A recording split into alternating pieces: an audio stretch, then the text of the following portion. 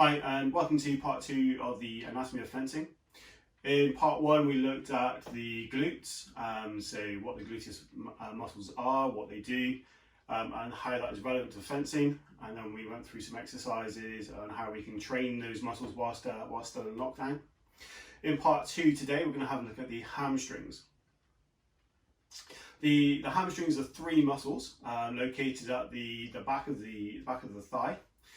They are the biceps femoris, the semitendinosus, and the semimembranosus. The hamstrings have 2 main jobs.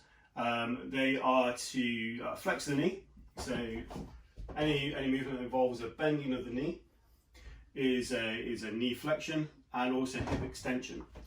So as we come to standing, we're increasing the angle at the hip, and therefore we're going into hip extension. The hamstrings are a muscle group that we talk a lot about in fencing because they're so prone to injury. 75% of soft tissue, so muscle, tendon, ligament, injuries in fencing are in the hamstring. So there's probably 2 areas where this is most likely to occur, and the main one, I believe, is in the lunge and to do with the rear leg.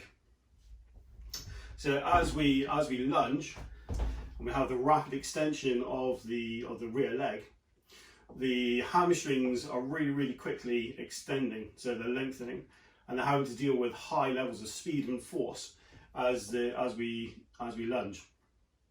And we can feel that through the inside of the back of the thigh, and also the adductors which run along the inside of the thigh.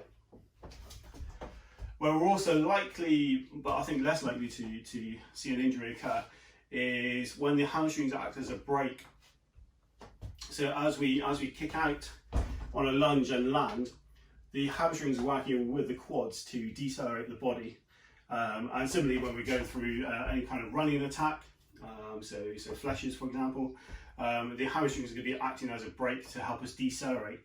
And here again, we're increasing the amount of force up to maybe 4, 5, 6 times body weight going through the hamstrings. Okay, so it's really important that we train not just hamstring flexibility, but also hamstring strength. So what we're going to do is we're going to have a look at a few exercises now that we can do from home, so we can keep on top of developing that hamstring strength, minimizing any kind of drop-off, so that when we return to some form of formal training, maybe towards the end of July, August kind of time, we're not suddenly ramping up the volume of and intensity of work that we're doing and exposing ourselves to increased risk of injury. The first exercise we're going to look at is the Romanian deadlift. For this one, I'm going to demonstrate from side on. Okay, the Romanian deadlift is essentially a hip hinge movement, which is a fundamental gym-based movement. So even if you don't have a kettlebell or anything at home, it's still important to be able to kind of practice the mechanics of the movement. Okay, so we're going to stand nice and tall, good posture. So we've got chest out, pinching our shoulder blades together.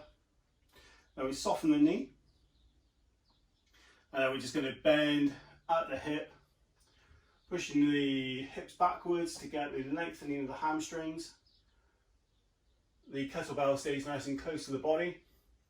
And looking up through the eyebrows to maintain a nice straight spine.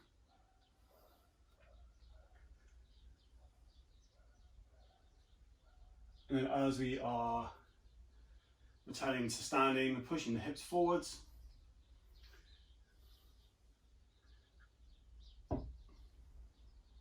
Okay, so the Romanian deadlift is a really nice exercise, not just because it's a fundamental movement pattern through the hip hinge, but also it's an active kind of lengthening of the hamstrings. So it's a really good exercise for people who have flexibility issues through the hamstrings, because they're adding a little bit of weight to the body as we hinge at the hip, creating that extra kind of lengthening of the hamstrings and improving the flexibility. Our second exercise is the single leg Romanian deadlift, which is a progression on the Romanian deadlift. For this exercise, it develops not just hamstring strength, but also balance and coordination. So we're going to put our hands on our hips, standing nice and tall in our posture, and then we're going to stack our weight on one foot. Okay, so all my weight now is on my left foot. My right foot is then able to swing free. And what we're going to do here is going to hinge at the hip, sending the right leg backwards, looking up through the eyebrows, and then back through.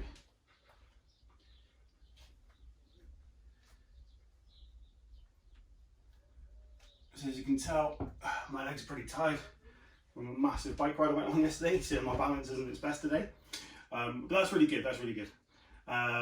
So we can do that as a bodyweight exercise, and we can also introduce the kettlebell. And there's two ways of holding the kettlebell for this exercise. You can either use it in the same hand as the leg, which is going to be moving backwards as a counterbalance, or we can have it on the opposite hand, so we've got some contralateral core stability work happening as well. So we'll just go and show it with the same hand, same leg. So same again, nice straight back, looking up through your eyebrows, return.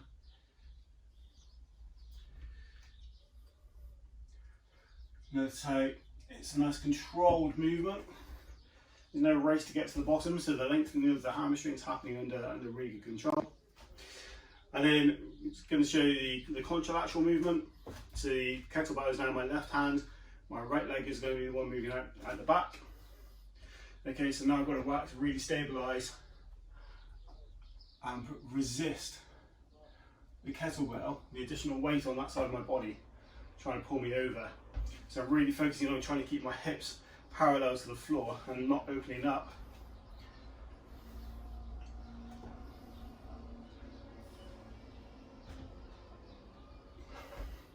Okay, so first of all, we're going to have a look at this as an isometric exercise. And we're going to talk more about isometrics in a few weeks' time. But isometrics basically are where the length of the muscle doesn't increase, but the amount of force required to maintain the muscle length has to increase. Okay, so the hamstring bridge is an isometric exercise. We're going to squeeze our glutes to take them out of the exercise. And lifting the hips up nice and high. So we should just have shoulders in contact with the floor, head in contact with the floor, and our heels up. We're going to hold this for as long as we can, so we're going to go to fatigue. Now emphasising the concentric contraction as the main movement in this exercise. We start with our hips on the floor, squeezing the glutes, and this time we're going to lift the hips up and back down.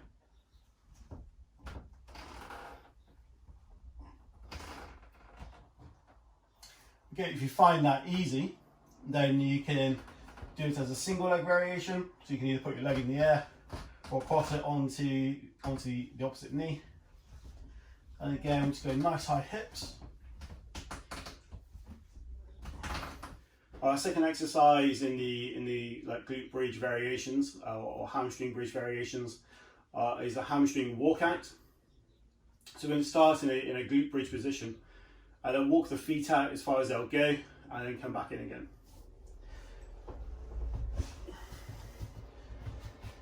So feet shoulder width apart, knees stay over ankles, nice high hips, and just walking the feet out,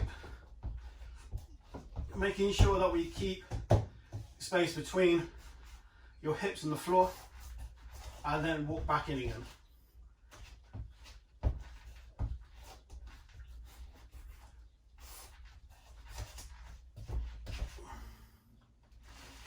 Our third example is the hamstring slide.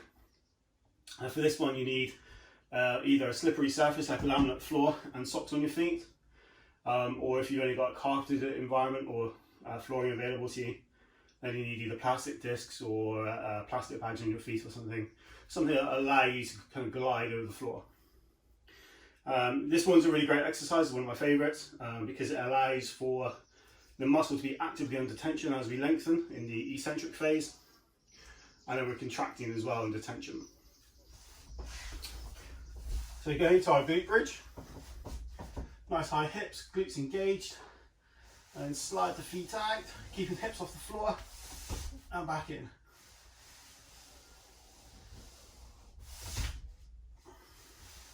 reset the hips when you come back in. Just keep them nice and high. So those are 5 hamstring exercises which we can easily do at home with minimal to no equipment at all. And in my opinion, they provide like the best kind of quality, like value for money in terms of home hamstring training. In part 3 next week of anatomy of fencing, we're going to be having a look at the quadriceps. Please give the video a like, leave any comments, and I look forward to seeing you next time.